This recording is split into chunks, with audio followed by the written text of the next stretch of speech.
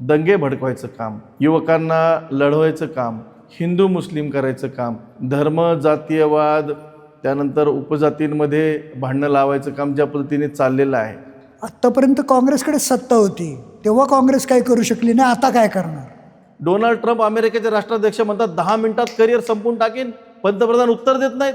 काँग्रेसनी काय केलं, हे आजपर्यंत जे निर्माण केलं ते विकण्याचं काम ह्यांनी केलं, ह्याच्या पलीकडे यांनी काही केलेलं नाही. आणि 12 वर्षात, 15 वर्षात, 60 वर्षात काँग्रेसनी जे केलं ते आज पेन्शनवर वडील काम करत असताना बेरोजगार मुलगा काँग्रेसने काय केलं हा प्रश्न विचारतो. ही परिस्थिती देशामध्ये निर्माण झालेली आहे. पिंपरी चिंचवडच्या राजकारणात काँग्रेस पक्ष सध्या अत्यंत कठीण टप्प्यातून जात आहे. नुकत्याच झालेल्या महापालिका निवडणुकीत पक्षाला मोठा पराभव स्वीकारावा लागला. महापालिकेत एकही नगरसेवक निवडून न आल्याने काँग्रेसच्या संघटनात्मक ताकदीवर प्रश्नचिन्ह निर्माण झाले आहे. अशा परिस्थितीत काँग्रेसने युवक नेतृत्वावर विश्वास ठेवत नरेंद्र बनसोडे यांच्याकडे शहराध्यक्षपदाची जबाबदारी सोपवली आहे. नेमका काँग्रेसचा पुढचा रोडमॅप काय असेल? संघटना पुन्हा उभी राहू शकते का? शहरातील राजकीय समीकरणांमध्ये काँग्रेस पुन्हा जागा निर्माण करू शकते का? याच विषयावर आज आपण सविस्तर चर्चा करणार आहोत. नमस्कार, मी विवेक इनामदार आणि तुम्ही पाहत आहात माय PCMC. आजच्या पॉडकास्टमध्ये आपल्यासोबत आहेत पिंपरी चिंचवड शहर जिल्हा काँग्रेस समितीचे नवनियुक्त अध्यक्ष नरेंद्र बनसोडे. नरेंद्र बनसोडे हे युवक काँग्रेसमधून पुढे आलेले संघटनात्मक नेतृत्व म्हणून ओळखले जातात. NSUI पासून त्यांनी राजकीय प्रवास सुरू केला.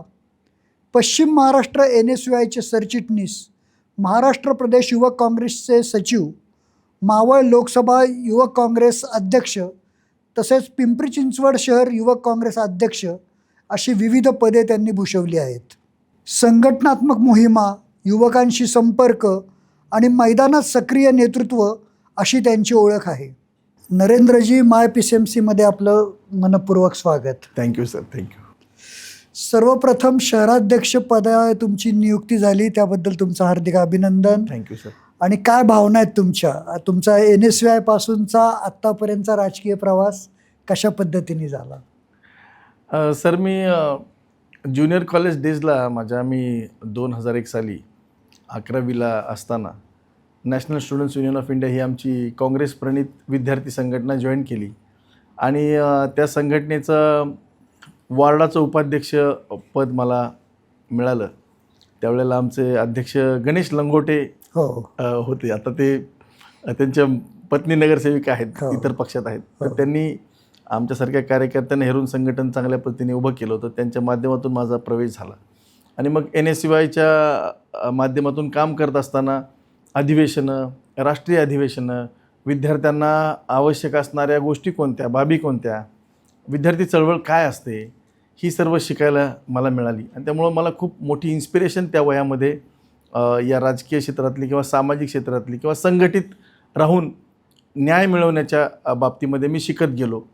आणि मग पुढे युवक काँग्रेस NSUIचा मी पश्चिम महाराष्ट्रात सरचिटणीस झालो आणि नंतर पुढे युवक काँग्रेसच्या चळवळीत तसं पुढे येत गेलो सर.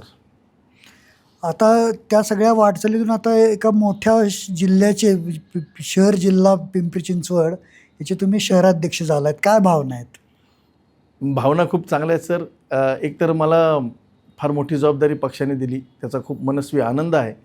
आणि मी सर्व आमच्या वरिष्ठ नेतृत्वाचे आभार व्यक्त करेन की एक काम करणाऱ्या कार्यकर्त्याला अशी मोठी संधी मिळाली.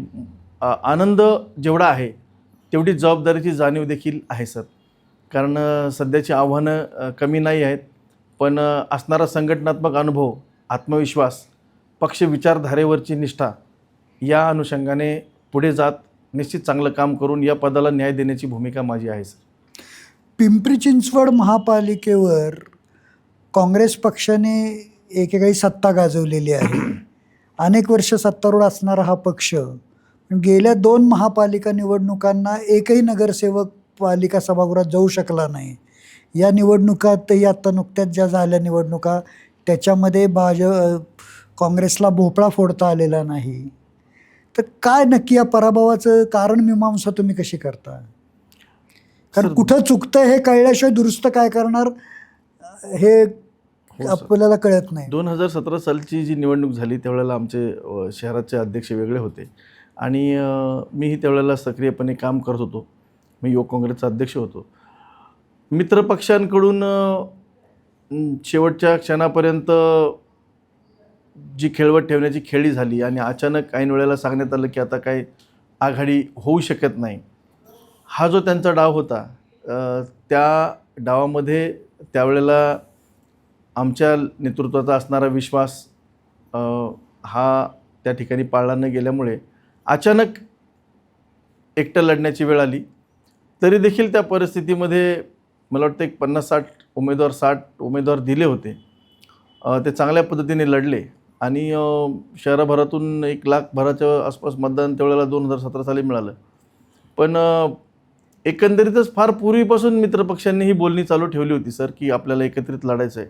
आंदोलनांमध्ये सुद्धा आम्ही एकत्रित होतो. 2014 नंतर जे वातावरण देशामध्ये झालं त्या अनुषंगाने आम्ही सर्व काँग्रेस आणि इतर मित्रपक्ष शहरामध्ये आंदोलनाच्या माध्यमातून देखील एकत्र असायचो आणि एकोपा चांगला होता. पण त्याला ऐन वेळेला तडा गेल्यामुळे त्या धक्क्यामध्ये ती निवडणूक आमच्या हातून गेली असं माझं मत आहे सर. आत्ता नुकत्याच झालेल्या निवडणुकांचं कसं विश्लेषण करता? आत्ता झालेल्या निवडणुकीमध्ये सर आपणाला माहीत आहे, सर्वांना माहीत आहे की त्या ठिकाणी काही लोक आमच्या पक्षातून वरिष्ठ पदावर असणारे ऐन वेळेला त्यांनी राजीनामा दिल्यामुळे एक वेगळी उमेदवारांमध्ये जे आपण म्हणतो आत्मविश्वासाचं खच्चीकरण व्हायचं काम त्या गोष्टीमुळे घडलं आणि बरेचसे जण त्या निवडणूक प्रक्रियेमध्ये सहभागी होण्यासाठी त्यांच्या मनात शंका निर्माण झाल्या. काही जण इतर पक्षांमध्ये गेले, इतर पक्षांमधून त्यांनी निवडणुका लढवण्याचं ठरवलं.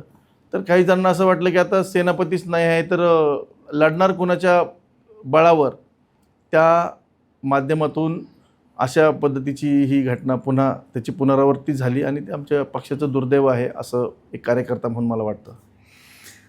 काँग्रेस संघटना ही तुम्ही संघटनेतले कार्यकर्ते आहात, तिथून तुमचा सगळा प्रवास आहे. हो सर. संघटनेचं महत्त्व तुम्हाला माहिती आहे. हो सर. पण आता पाहिलं तर अत्यंत कमकुवत असलेली ही संघटना झालेली आहे शहरामधली काँग्रेसची. आता शहराध्यक्ष पदाची धुरा तुमच्याकडे आल्यानंतर तिला पुन्हा नवसंजीवनी देण्यासाठी तुमचा काय रोडमॅप असणार आहे? आमचा रोडमॅप हा बूथ पातळीवरून, बूथ स्तरावरून बांधणी सुरू करण्याचा आहे. खालून वर संघटन बांधत आणायचा विचार आहे. पूर्वी ज्या पद्धतीने शहर कार्यकारिणी व्हायची आणि शहर कार्यकारिणी व्हायची, ब्लॉक कार्यकारिणी व्हायची आणि त्या माध्यमातून खाली संघटन व्हायचं, तर आता आम्ही वेगळ्या पद्धतीने करणार आहोत. SIRची मुवमेंट आलेलीच आहे. SIRसाठी आम्हाला BLA-2 नेमणे आहेतच. त्या BLA-2च्या माध्यमातून बूथ बांधणी होईल आणि बूथपासूनच संघटन पुढे बांधण्याचा आमचा मानस आहे. शहरामध्ये जे 1200-1300 बूथ आहेत त्या अनुषंगाने पुढे वाटचाल करत आम्हाला यायचं आहे आणि बूथ बांधणीपासून तळागाळापासून संघटन पुढे आणण्याची भूमिका आमची राहील आणि हाच आमचा रोडमॅप राहणार आहे. आणि संघटन, प्रशिक्षण, प्रबोधन, आंदोलन आणि परिवर्तन या पंचसूत्रीवर येणाऱ्या काळामध्ये पिंपरी चिंचवड शहरातील काँग्रेस काम करेल असा माझा विश्वास आहे आणि त्यासाठी प्रयत्नही आम्ही जिकरीने करू सर. तर काँग्रेसचं शहराध्यक्षपद गेले 5 महिने रिक्त होतं. निवडणुकीच्या तोंडावर कैलास कदम यांनी राजीनामा दिला. त्यानंतर आता तुमची नियुक्ती होईपर्यंत मधले 5 महिने तुमचं शहराध्यक्षपद हे पूर्णपणे रिकामं होतं. हो सर. आता पक्ष पुन्हा उभा करण्यासाठी आणि आहे ही परिस्थिती, त्या सगळ्या तुम्ही मगाशी जसं म्हटलं की नेतृत्व नसल्यामुळे एक आत्मविश्वास कमी झाला, मरगळ आली कार्यकर्त्यांमध्ये आणि गटबाजी पण आहे, ती तर काँग्रेसच्या 5वीला पुजलेली आहे पिंपरी चिंचवडच्या. तर या सगळ्या याच्यामध्ये ही सगळी परिस्थिती बदलण्यासाठी तुम्ही काय करणार आहात?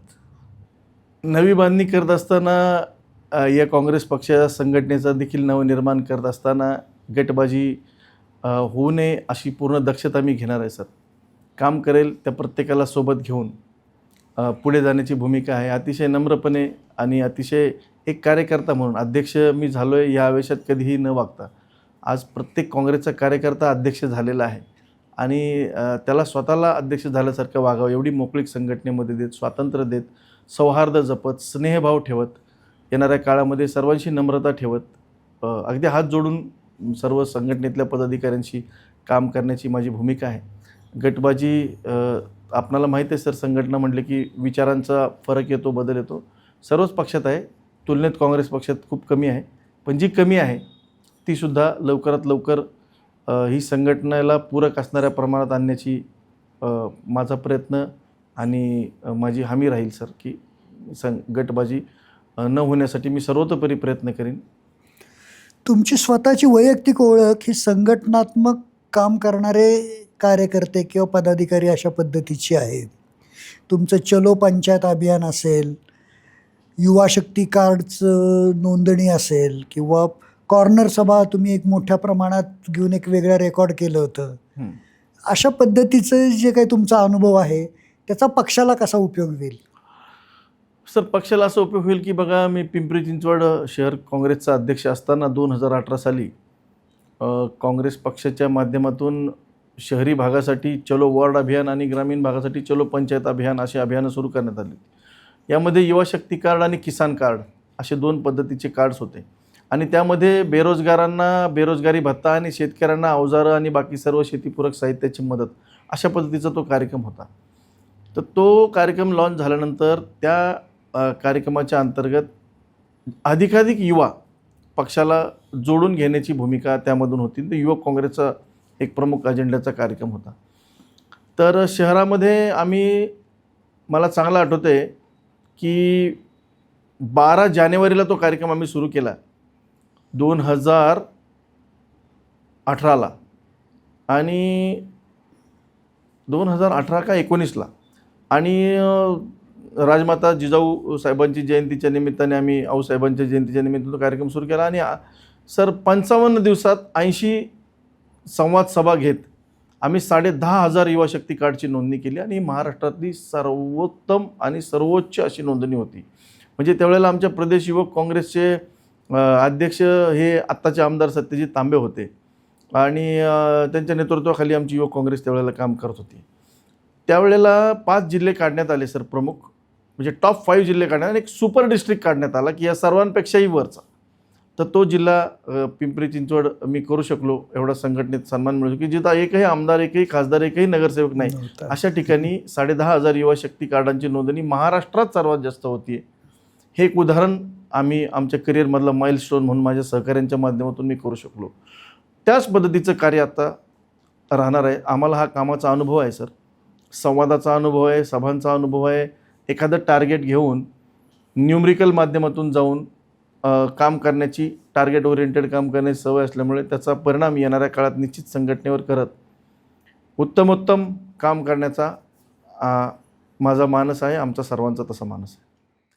आजकालच्या राजकारणापासून युवक पिढी जी पूर्वी सगळ्यात राजकारणात महत्त्वाचा घटक मानला जात होता, ते युवक राजकारणापासून दूर जाताना दिसत आहेत. जे थोडेफार सक्रिय आहेत ते भाजप किंवा राष्ट्रवादीमध्ये दिसत आहेत आणि त्यातून जे अगदी नैराश्यग्रस्त आहेत ते एकदम कॉक्रोच पार्टीकडे जाताना दिसत आहेत. बरोबर. तर या सगळ्या पार्श्वभूमीवर काँग्रेसकडे तरुणांना आकर्षित करण्यासाठी तुमचं काय प्रयत्न असणार आहेत? सर, काँग्रेस ही तरुणांचीच पार्टी आहे.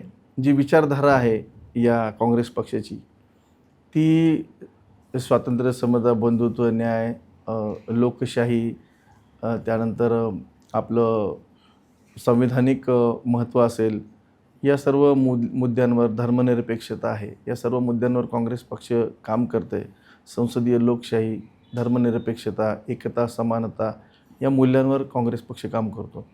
येणारी पिढी ही जोडण्यासाठी, पुढे जाण्यासाठी ही आयडियॉलॉजी किती महत्त्वाची आहे ती आत्ताच्या या विषमता निर्माण होत असलेल्या काळामध्ये युवकांना कळते की ज्यावेळेला योग्य विचारापासून पिछेहाट होते त्यावेळेला कशा पद्धतीची संकट उभी राहतात हे येणाऱ्या काळात आपण पाहतो. आज अनेक ठिकाणी दंगे भडकवायचं काम, युवकांना लढवायचं काम, हिंदू मुस्लिम करायचं काम, धर्म, जातीयवाद, त्यानंतर उपजातींमध्ये भांडणं लावायचं काम ज्या पद्धतीने चाललेलं आहे आणि त्यावर राजकीय पोळ्या भाजायचं काम चाललं आहे. अनेक तरुणांची आयुष्य उद्ध्वस्त झालेले आपण पाहतो. अनेकांचं आपण मध्यंतरीच्याही काळात काही RSS आणि भाजपशी रिलेटेड युवकांचे काय हाल आणि कशा पद्धतीने शोषण झाले हे देखील आपण पाहतो. तर अशा विखार पसरवणाऱ्या संघटनांपेक्षा प्रेम, बंधुभाव, करुणा, त्याग, बलिदान, अहिंसा या मूल्यांवर चालणारी काँग्रेस पार्टी ही कधीही युवकांना जीवनमूल्य देणारी आणि जीवनाला सार्थक करणारी, मानवतावाद जपणारी अशी ही पार्टी ठरणार आहे. त्यामुळे याकडे तरुणांनी आकर्षित व्हावं ही काळाचीच गरज आहे आणि त्यासाठी आम्ही देखील प्रयत्न येणाऱ्या काळामध्ये यापूर्वी झाले अधिक प्रमाणात करणार आहोत. आणि सर, ज्या पद्धतीने देशाला चांगले डॉक्टर्स, चांगले इंजिनियर्स, चांगले आर्किटेक्ट्स, चांगले समाजसेवक, ज्या पद्धतीने टेक्निकल फोर्स लागते त्याच पद्धतीने आयडिओलॉजिकल साऊंड असणारी फोर्स देखील लागते. तर तशाच पद्धतीने चांगल्या नेतृत्वाची, चांगल्या नेत्यांची, नवनेत्यांची गरज देखील देशाला आहे. आणि काँग्रेस पक्षासारखा प्लॅटफॉर्म दुसरा नाही की जो उत्तम नेता तयार करू शकेल. हा एक कार्यकर्त्यांच्या बेसमधून तयार झालेला व्यक्ती तुम्हाला अनुभवातून सांगतोय. आज 25 वर्ष मी संघटनेत सातत्याने काम करतो. जीवनात बदल फार मोठ्या प्रमाणात होतो, माणसाच्या व्यक्तिमत्वात बदल फार मोठ्या प्रमाणात होतो. चुकीचं काही करणार नाही आणि चुकीचं काय होऊ देणार नाही ही जी भावना मनात निर्माण होते ती स्वतःच्या जीवनाला समृद्ध करते, राष्ट्राला समृद्ध करते असं मला वाटतं.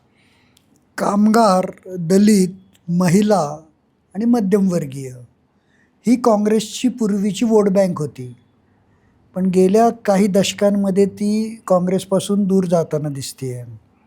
तर त्यांना पुन्हा काँग्रेसशी जोडण्यासाठी काय तुमचे प्रयत्न असणार आहेत?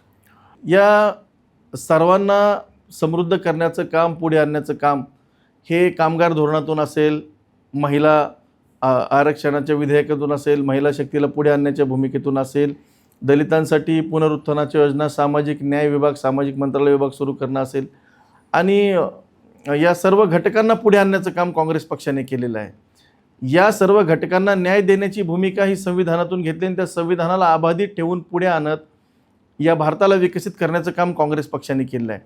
यापूर्वी केलेलं काम आणि आत्ता होत असलेलं काम याचा तौलानिक अभ्यास आणि याचं तौलानिक असणारं स्वरूप हे या सर्व घटकांपर्यंत पोचवून त्यांची जी दिशाभूल आज मतदानाच्या माध्यमातून करण्यात येत आहे ती बदलवण्यासाठी हा झालेला फरक आणि हा असलेला फरक आणि हा जाणवत असलेला त्रास आणि त्यावेळचा असलेला विकास याचा जो काही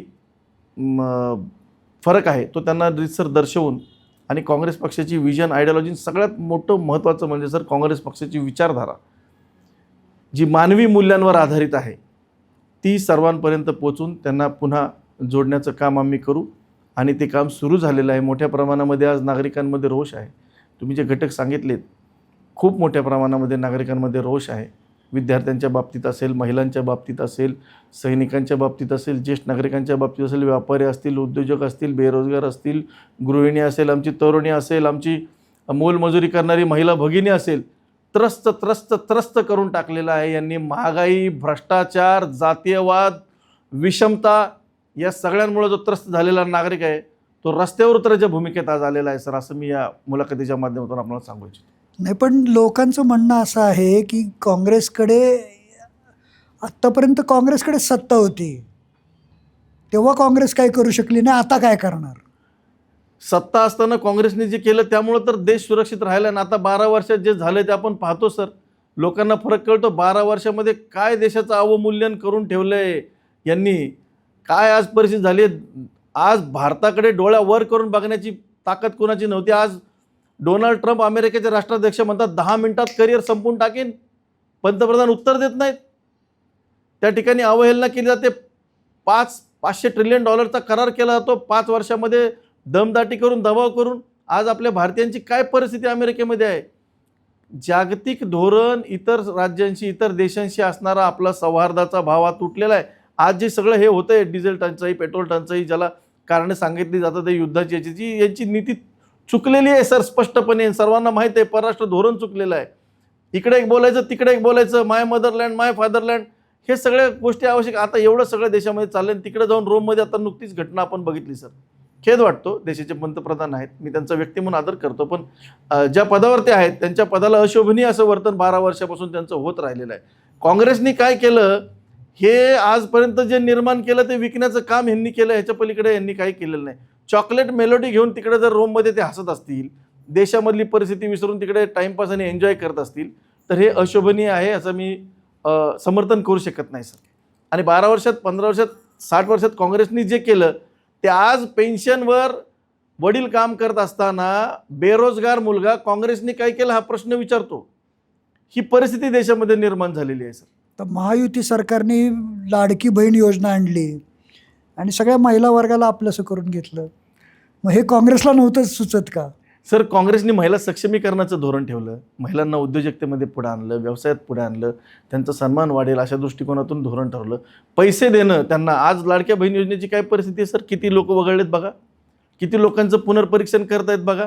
म्हणजे हा निवडणुकीपुरता निर्माण केलेला फार्स होता. निवडणुकीपुरती 2-3 महिन्याचे पैसे एकत्र द्यायचं हे काम यांनी केलं. आणि ही लाडकी बहीण हा एक डोळ्यावर बांधलेली पट्टी होती. खरं काम मतदार याद्यांमध्ये घोटाळे, मतचोऱ्या आणि मतदानांची पळवापळवी करून यांनी केलेलं आहे. ही झालेली निवडणूक ही अत्यंत आक्षेपार्ह आहे. ही निवडणूक खरी झालेली नाही, ही निवडणूक चोरली गेलेली आहे, असा माझा स्पष्ट आरोप आहे. भाजप आणि राष्ट्रवादी राज्यात जरी सत्तेत असले तरी शहरामध्ये एकमेकांच्या विरोधात लढले. ते दोन मोठ्या ताकद असताना काँग्रेस आपली राजकीय स्पेस कशी निर्माण करणार या दोन याच्यामध्ये? सर, या दोघांमध्ये जरी एकोपा इथे दिसत असला तरी त्यांच्या सरकारचं फलित काय आहे हे पाहिलं जाईल. आता ज्या पद्धतीने भ्रष्टाचार चालला आहे, ज्या पद्धतीने लेखापरीक्षणाचं काम झालं, याच्यापूर्वी देखील खूप भ्रष्टाचाराची उदाहरणं आहेत. सांगायला एक इंटरव्ह्यू कमी पडेल, एक दिवस कमी पडेल, त्या मुद्द्यांमध्ये जायला नको. तर यांच्या सरकार स्थापन झाल्या, यांचं जे यांनी स्थापन केलेलं सरकार आहे महानगरपालिकेमध्ये, यांची जी सत्ता आहे त्याचं फलित काय आहे हे जर आपण पाहिलं.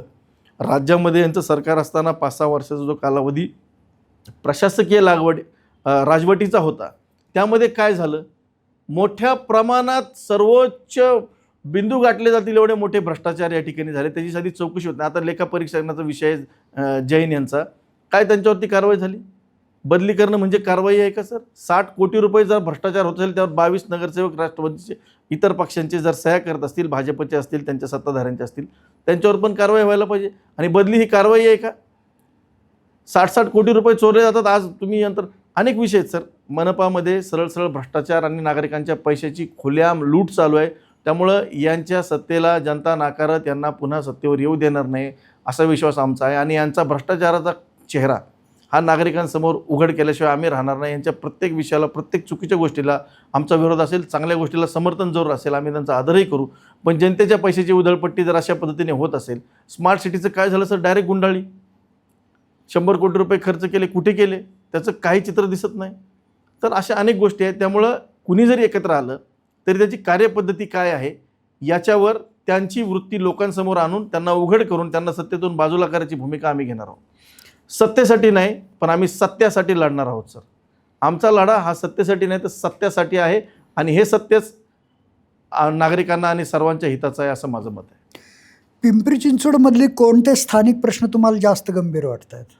पिंपरी चिंचवडमध्ये सर परिस्थितीनुसार प्रश्न बदलत गेलेत. बघा, पर्यावरणाचे प्रश्न वेगळे आहेत, दळणवळणाचे वेगळे आहेत, शिक्षणाचे वेगळे आहेत, रोजगाराचे, भ्रष्टाचाराचे, विनापरवाना बांधकामाचे. आता जो टाउन प्लॅनिंगचा DP प्लॅन झाला आहे हा एक सगळ्यात मोठा चर्चेचा आणि या नागरिकांवर अन्याय करणारा विषय आहे.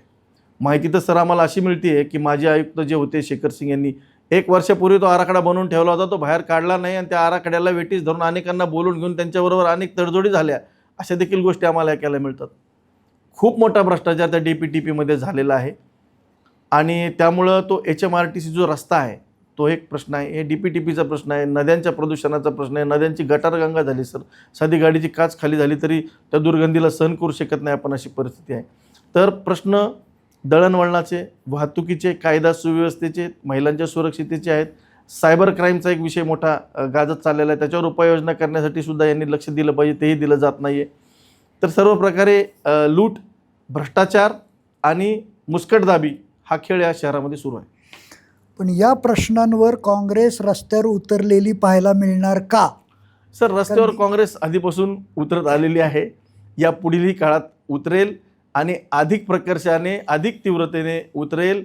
आणि लोकांना न्याय मिळवून देण्याची भूमिका ज्या पद्धतीने आमचे अखिल भारतीय काँग्रेस कमिटीचे नेते राहुलजी गांधी घेत आहेत, मल्लिकार्जुन खरगे साहेब घेत आहेत, आमचे हर्षवर्धन सपकाळ साहेब अतिशय धाडसाने आणि प्रकर्षाने बोलतात. आपण पाहिलं त्यांनी औरंगजेबी वृत्ती कुणाची आहे हे स्पष्ट केलं.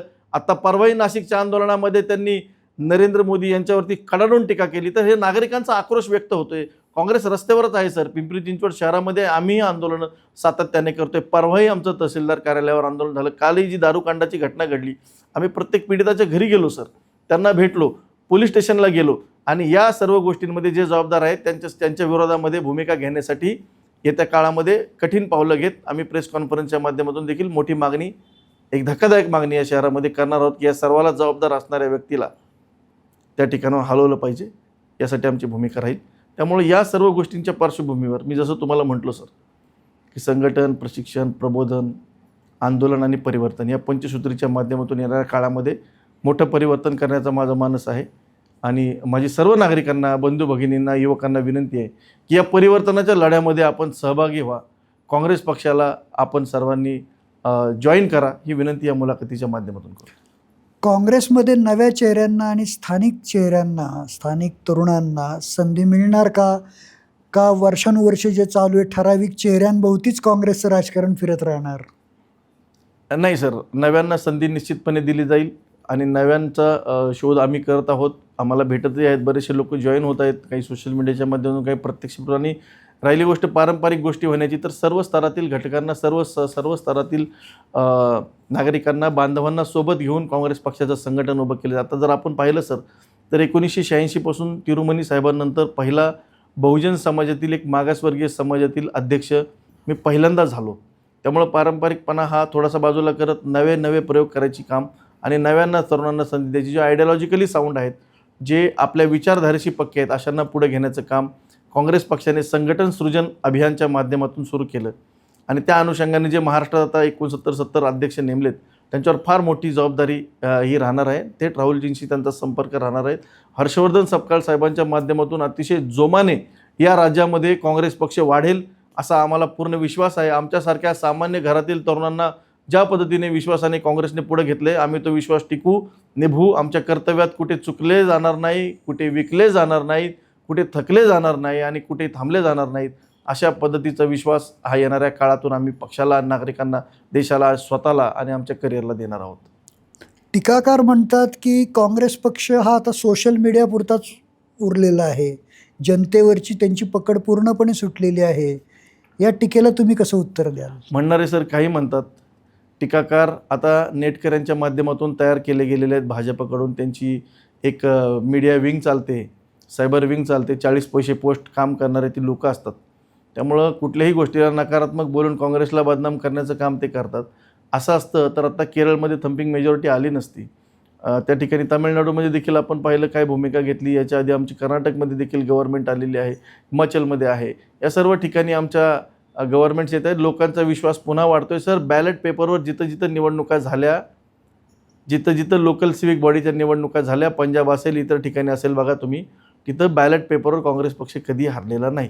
लोकांचा विश्वास काँग्रेसवर आहे, तो वाढत चाललेला आहे. म्हणणारे टीकाकार काहीही म्हणतात. काम करणाऱ्याला, टीका करणाऱ्यांकडे लक्ष देण्यापेक्षा आपल्या कामावर आणि आपल्या अजेंड्याकडे लक्ष केरळमध्ये कुठं झाली बॅलेटवर? केरळमध्ये नाही, केरळमध्ये विधानसभा निवडणूक जिंकलो असं म्हणालो मी. पंजाबमध्ये मी बॅलेट पेपरवरती झाली, लोकल सिविक बॉडी असं म्हणालो सर. आता शहराध्यक्ष म्हणून पुढील 1 वर्षासाठी तुमचं विजन काय असणार आणि पिंपरी चिंचवडमधील जनतेला आणि काँग्रेस कार्यकर्त्यांना तुम्ही काय संदेश देणार? पुढचं विजन सर, ऑक्टोबरपर्यंत देशामध्ये जे SIRच्या माध्यमातून लोकांची नावं वगळायचं काम सुरू केलेलं आहे. सत्ताधाऱ्यांनी जे लोकशाहीचे 4 स्तंभ आहेत, त्या 4ही स्तंभांना मोडकळीस आणून कशा पद्धतीने लोकशाही संपवण्याचं काम चालू केलं हे आपण पाहतो. त्या 4ही स्तंभांचं रक्षण करत निवडणुकीच्या माध्यमातून जे SIRच्या स्पेशल इंटेन्सिव्ह रिव्हिजनच्या माध्यमातून, मतदार विशेष पुनरावलोकन अभियानाच्या माध्यमातून ज्या पद्धतीने नागरिकांना, पर्टिक्युलर धर्माच्या नागरिकांना, पर्टिक्युलर समुदायाच्या नागरिकांना वगळण्याचं काम जे सुरू करण्याचा प्रयत्न यांनी केलेला आहे आणि त्याची जूनपासून ते ऑक्टोबरपर्यंतची आखणी त्यांनी केली आहे. या पुढील अजेंड्यामध्ये हा अजेंडा आमचा सर्वात मोठा राहणार आहे सर. या 5 महिन्यामध्ये SIR कमीत कमी ज्या पद्धतीने केरळमध्ये 3% आणलं, त्यापेक्षा कमी प्रमाणात महाराष्ट्रामध्ये SIRच्या माध्यमातून नावं वगळली जावीत असा प्रयत्न आमचा महाराष्ट्र प्रदेश काँग्रेस कमिटीच्या माध्यमातून हर्षवर्धन सपकाळ साहेबांच्या नेतृत्वाखाली आहे.